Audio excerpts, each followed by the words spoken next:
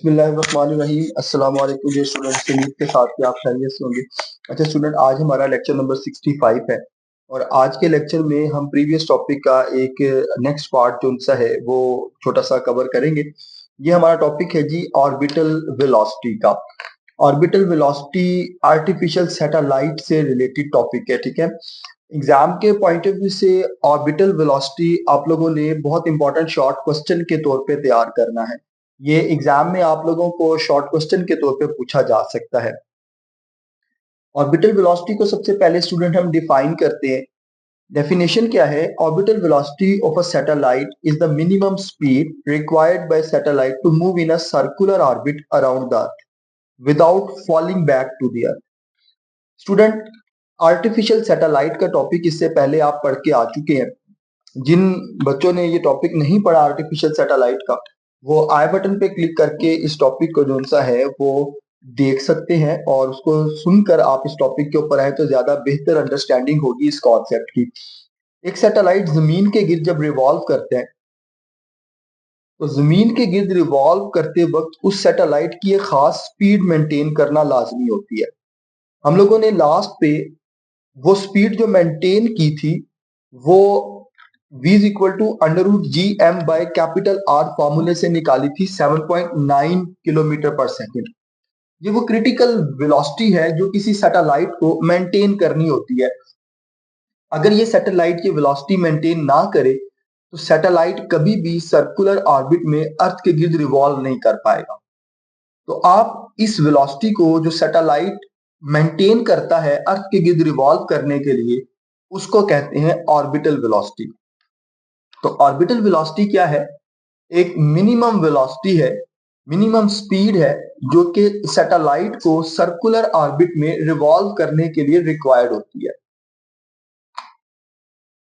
ताकि वो जमीन के ऊपर फॉल बैक ना करे।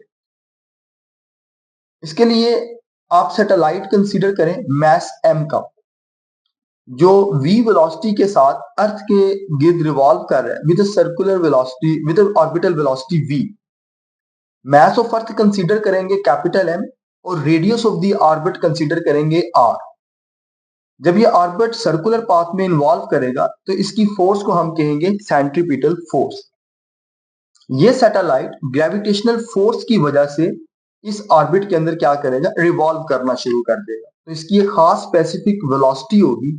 उस स्पेसिफिक वेलोसिटी का फॉर्मूला हमने यहाँ पर ड्राइव करना है और उसके लिए मैथमेटिकल रिलेशन निकालना है। देखिए स्टूडेंट, सैटेलाइट को नेसेसरी सेंट्रीपिटल फोर्स किस फॉर्मूले से मिलेगी? mv² बाय r से। ग्रेविटेशनल फोर्स क्या होगी? Capital G capital M small m divided by r square. Small m यहाँ पर मास ऑफ सैटेलाइट होगा, कैपिटल M यहाँ पर मास ऑफ अर्थ होगा। r स्क्वायर इनके दरमियान में डिस्टेंस है। ये दो ऑब्जेक्ट्स के दरमियान में जो फोर्स है ग्रेविटेशनल फोर्स की वजह से, उसे हम कहते हैं ग्रेविटेशनल फोर्स। दोनों फोर्सेस को इक्विलिब्रियम के ऊपर बैलेंस करेंगे तो इक्वेशन आपके पास कुछ इस तरह से आ जाएगी। Capital G small m capital M by r square equals to mv² by r। अब इस इक्वेशन में जो फैक्टर्स एक जैसे हैं उन्हें हाईलाइट कर लें। दोनों में मास ऑफ सैटेलाइट इक्वल है और r स्क्वायर इक्वल है, तो मास मास से कट जाएगा और एक पावर r की एक पावर r से कैंसिल हो जाएगी।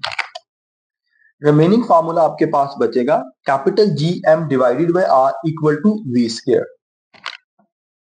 दोनों साइड पर आप स्क्वायर रूट लेंगे तो ऑर्बिटल वेलोसिटी का फॉर्मूला आपके पास आएगा under root G M by R. ये ऑर्बिटल वेलोसिटी का फॉर्मूले की पहली शक्ल है जिससे आप ऑर्बिटल वेलोसिटी कैलकुलेट कर सकते हैं।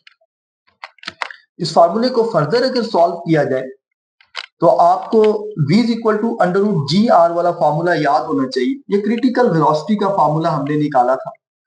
यहां पर g की वैल्यू पुट करें। g की वैल्यू क्या होती है? Capital G is equal to G M divided by R square. इस फॉर्मूले की डेरिवेशन जो है वो यहां पर जरूरी नहीं है, जस्ट आपने इस फॉर्मूले को याद रखना है कि ये फॉर्मूला हम स्मॉल g का इस्तेमाल कर रहे हैं। आप इस वैल्यू को पुट करें v के अंदर तो अगेन यही वाला फॉर्मूला बनेगा v is equal to under root G M divided by R. अब इस फॉर्मूले को देखें, ये स्मॉल r है और यहां पर क्या है? Capital R। यानी जो फासला है उसको रेडियस ऑफ r के अक्रॉस जो सा है वो इक्वलाइज कर दिया गया है। इसमें एक चीज जो सी है वो यहाँ पर कॉन्सेप्ट बड़ा इंपॉर्टेंट है। जब हम आर की वैल्यू को पुट करते हैं तो याद रखिएगा स्टूडेंट, सेंटर ऑफ अर्थ से सरफेस तक का फासला आर होता है और सैटेलाइट कभी अर्थ की सरफेस के ऊपर रिवॉल्व नहीं कर सकता। लिहाजा जो क्रिटिकल वेलोसिटी यहाँ पर निकलती है ये थ्योरेटिकल वेलोसिटी निकलती है, ये प्रैक्टिकल वेलोसिटी कैलकुलेट नहीं होती। प्रैक्टिकल वेलोसिटी क्या होगी? जब सैटेलाइट आर से ऊपर किसी स्पेसिफिक हाइट के ऊपर जाएगा, तो ये 2r भी हो सकती है, या इसको इसकी मोस्ट जो अप्रोप्रिएट फॉर्म है वो हम लिखते हैं r प्लस एच। जब आप न्यूमेरिकल सॉल्व करेंगे तो आप रेडियस के अंदर जो सा है वो सैटेलाइट की हाइट को एंटर करेंगे। हाइट सैटेलाइट की सरफेस ऑफ अर्थ से ली जाती है और रेडियस जो सा है वो सेंटर पॉइंट से लिया जा रहा होता है। तो ये फार्मूला में आर जो सा है, ये फार्मूला थ्योरेटिकल आंसर निकाल के बताता है। जो प्रैक्टिकली सरफेस ऑफ अर्थ के ऊपर सैटेलाइट रिवॉल्व करना पॉसिबल नहीं है, वो एक स्पेसिफिक हाइट के ऊपर होता है। तो हम ये फार्मूला फिर प्रैक्टिकली चेंज करते हैं आर प्लस एच के लिए।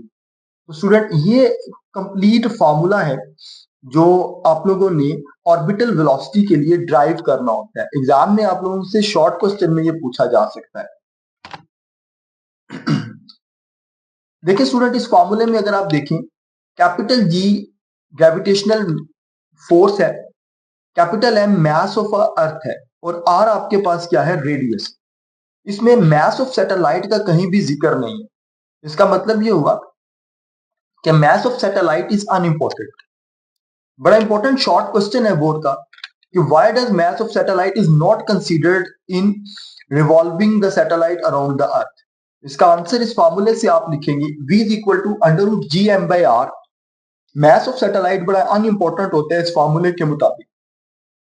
फार्मूले के मुताबिक ऑर्बिटल स्पीड जो सी है किसी सैटेलाइट की, जो उसको ऑर्बिट में रिवॉल्व करके रखती है, वो रेडियस ऑफ दी सैटेलाइट या सैटेलाइट की हाइट के ऊपर डिपेंड कर रही होती है।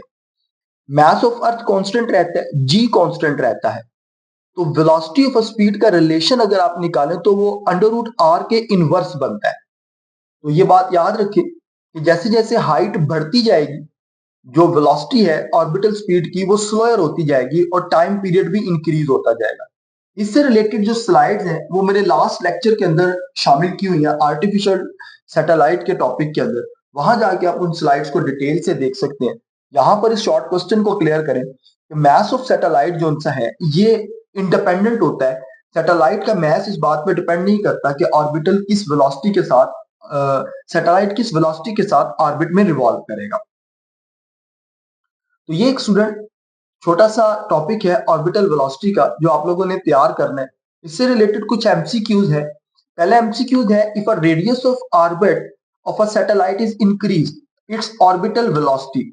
ए ऑप्शन है इंक्रीज, बी ऑप्शन है डिक्रीज, सी ऑप्शन है रिमेन सेम और डी ऑप्शन है बिकम जीरो। सेकंड ऑप्शन है, if a mass of satellite is doubled it's orbital velocity will double, becomes half, remain unchanged and becomes 4 times। अगर student आपने मेरा lecture अच्छे से सुना है तो इन दोनों एमसीक्यूज का आंसर मैं ऑलरेडी इस लेक्चर की डिस्कशन में बता चुका हूं। आप लोगों ने क्या करना है, सिर्फ इन दोनों एमसीक्यूज का आंसर जो सा है वो कमेंट सेक्शन में लिखकर बताना है कि इनका राइट आंसर क्या है। आज की इस वीडियो को हम यहाँ पर खत्म करते हैं। नेक्स्ट हमारा जो लेक्चर है वो इसी टॉपिक से रिलेटेड इसका नेक्स्ट पार्ट होगा। तो आपने क्या करना है, चैनल को सब्सक्राइब करना है और बेल आइकन के बटन को क्लिक करना है ताकि मेरी नेक्स्ट आने वाली लेक्चर वीडियोस आपको